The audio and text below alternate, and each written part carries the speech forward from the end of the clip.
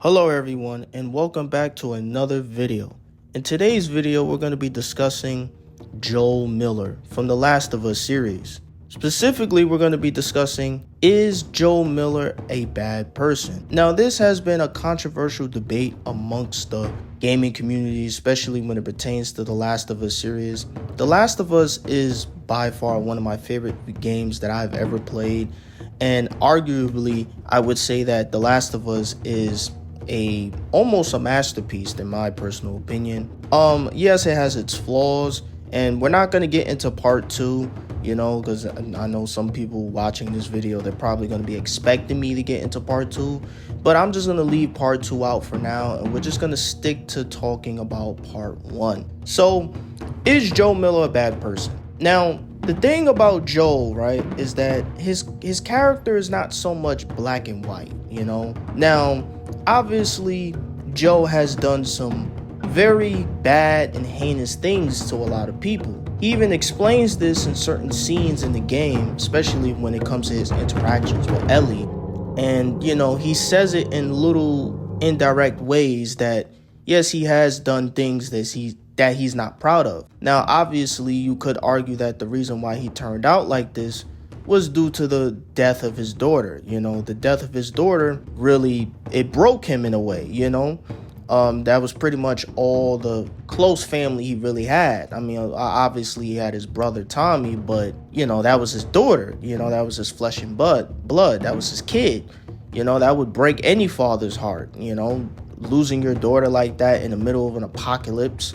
You're trying to save her and she just ends up dying in your arms. That would break any father's heart. I wouldn't outright say that Joel is just a complete bad person. And the reason why I say that is because even though he is incredibly flawed and does do a lot of bad things throughout his entire life, he's not 100% bad.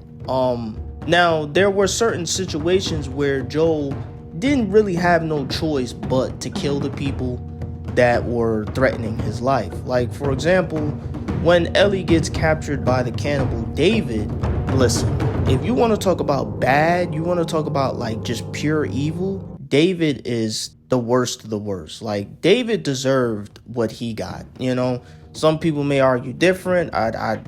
To me, you can't argue different with that situation. David deserved to get brutally murdered as he did by Ellie. He deserved that shit, because not only was he a cannibal, but he was also a child molester too.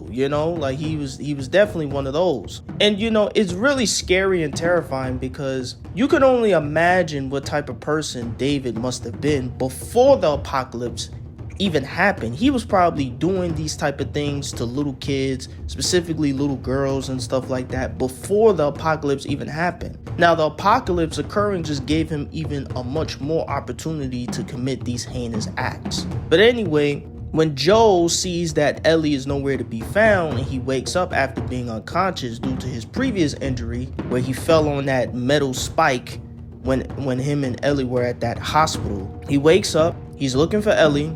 He doesn't see her around, so he goes looking for her. Now, this situation took place during the winter. Now, it's cold, it's freezing, it's snowing. It's a whole storm going on outside. But Joel was like, fuck that. I'm still going to go look for her, because all that matters to me is that she's safe. And at this point, Ellie and Joel have already built like this father-daughter bond. They have gotten closer now, and it's really gotten to a point where Joel is starting to consider Ellie to be like an actual daughter to him. Like he will literally go out his way to do anything for her, even sacrifice his own life if he has to. When David is trying to kill Ellie, some people may say that, Joel may not have made it in time. But me personally, I feel like if David came close to, killing Ellie, I feel like Joel would have made it in time. But I don't know, that's just me. I feel like he would have made it in time to save her, but that's just me. But luckily Ellie was able to get the knife David dropped right beside her, right? She was able to grab hold of it, and she slashed his arm to get him off of her. And then she started going crazy. She started just bashing his head, bashing his face in with the knife, just going crazy.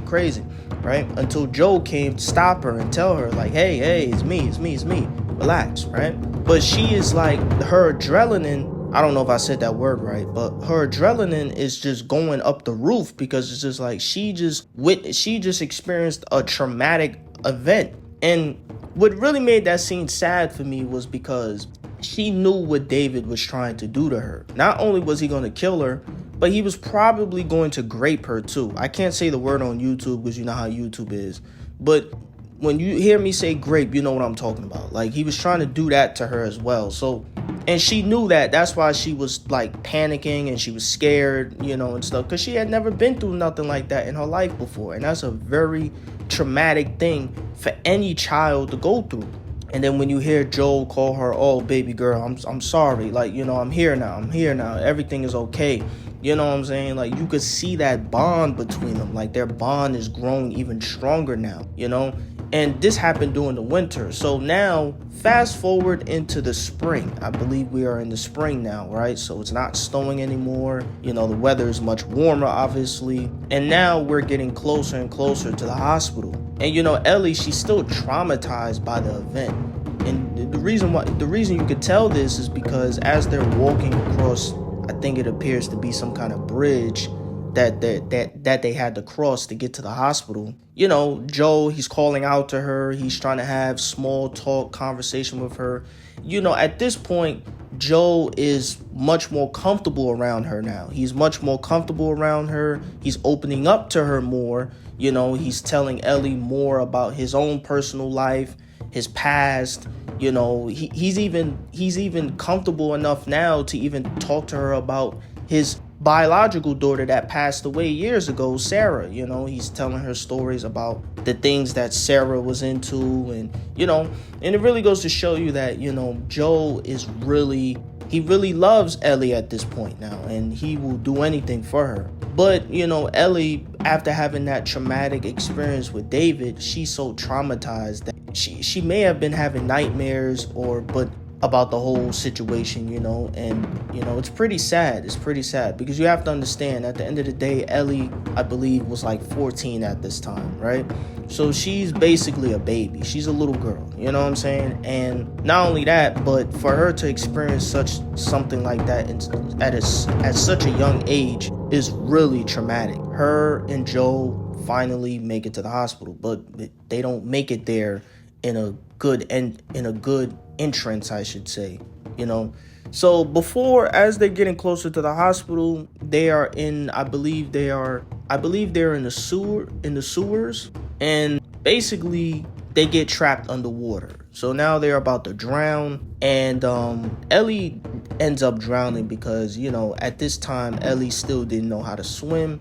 Joe was the only one that actually knew how to swim. He tries to get to Ellie, but he ends up getting caught underwater too. And by the time he actually does get to Ellie, Ellie loses consciousness because, like I said, she doesn't know how to swim. So she's unconscious at this point. So now Joe, he's trying to revive her, and as he's trying to revive her, these Firefly soldiers come out of nowhere, right? And they're telling Joe, hey, stop, put your hands up. But Joe, he's acting like they don't even exist. He's acting like they're not even there because he's so focused on trying to revive Ellie that he doesn't even care that they have guns pointed at him, And that scene right there really stuck to me because it really shows me that this dude Joe just does not give a fuck. Like, he was willing to do anything, and I mean anything, to revive Ellie at that point. He just wanted Ellie to be okay at that point. He didn't even care that them soldiers had them guns pointed at him. He didn't give a fuck. He just wanted Ellie to be all right. So they end up knocking him out. Next thing you know, he wakes up in the hospital in front of Marlene. You feel me? Marlene tells him the situation, that they may be able to develop a vaccine or a cure, but the only way they'll be able to do this is they have to perform a brain surgery on Ellie because the core of the cordyceps, it developed in her brain. So now they have to, go inside of her brain. There's a high risk of her dying.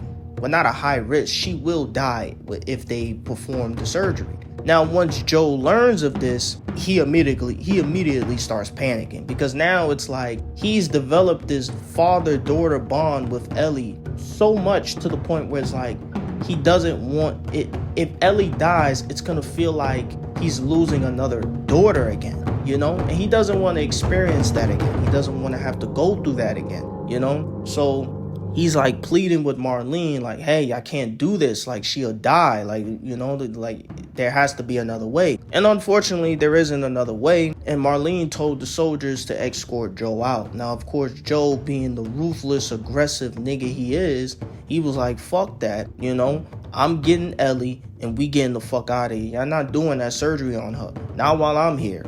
And he went about it in the most aggressive way. Boy, I tell you, man, the way that scene where he just shot the soldier's balls off and like he just kept shooting him, like, tell me where they're at, you know what I'm saying? And mind you, the soldier, he's already been shot like 3-4 times already, so now he's basically at death's door. But Joe doesn't give a fuck, because he just wants to get to Ellie at this point. So, Joe, he runs through all the Firefly soldiers in the hospital, ends up massacring and killing all of them. Eventually, he makes it to the operating room. There's like 4 doctors in there. There's like 4 surgeons in there. He ends up killing all of them. He gets Ellie. Mind you have to understand, Ellie is still unconscious at this point. So because of that, she's not aware of what's happening. But anyway, they make it out. They're in the garage now. So now they're in the garage, and he comes across Marlene. Now, Marlene is telling him, like, hey, you're making a huge mistake. Don't do this. This is our last chance to save humanity. But Joe's on some like, nah, man, I can't go through this shit again. I can't. I will refuse to go through this shit again. So he ends up killing Marlene and driving away with Ellie in the car. And they end up leaving the hospital. Now, do I agree with Joe's decision? Do I agree with him doing that?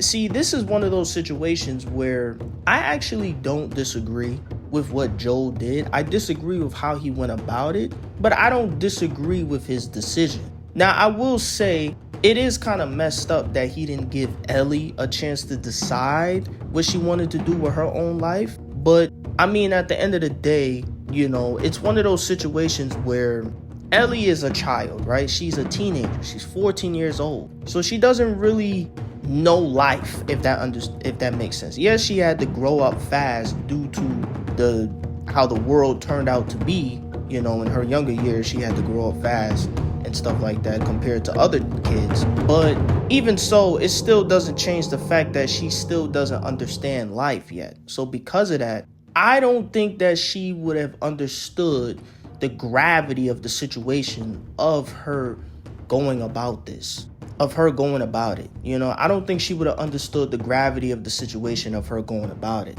But I will say that I probably would have done the same thing Joe did in that situation. I probably would have done the same thing. That's why I say, people can say that Joe is a bad person and all of that. He is a bad person. Nobody's denying that. And I'm for sure not denying that. He is definitely a bad person. He is not perfect in any way. He is flawed, right? But you really get to see who Joe really is, right? In part 2. Now, I will make a part 2 video. And I know this is going to sound crazy, but I haven't played part 2. I haven't played it. I played a little bit of it, but I haven't beat the whole game. So when I beat the whole game, I'll make a video about Joe's character in part 2, and just personally how I feel about his character in part 2. Now, I'm not naive. I do understand that Joe does end up getting killed in the game, obviously. So I just don't know how the game ends. So I need to play the game to see how the game ends, and then I'll make another video about that. But as for this video, I just wanted to touch on Joe's character and personally how I felt about his character during the part 1 game of the entire series. And I'm gonna just end it off like this. Joe's character is very complex. It's not black and white. He is a flawed character. He did have his reasons for some of the things that he did. And I do personally feel like in some situations he was justified for doing some of the things that he did. But then there were other situations where I felt like, okay, he went a little too far. He didn't have to do that. But I think what people also have to understand too when you grow up in a world like this, where it's kind of just on some like the survival of the fittest type of timing, the strong survive and the weak perish, you know, because that's basically the type of world The Last of Us kind of is now, you know. That's why you have so many people developing factions and you know, and organizations and groups, you know, because this is how that's the best way to survive, you know. When you have your own group, your own, like, trying to survive on your own, especially during apocalypse, that's the worst thing you can do. You know, you're better off being with a group. But anyway, man, that's all I really have to say for this video. If you enjoyed the video, make sure you like, comment, and subscribe. And I'll see y'all on the next video from a gaming's perspective.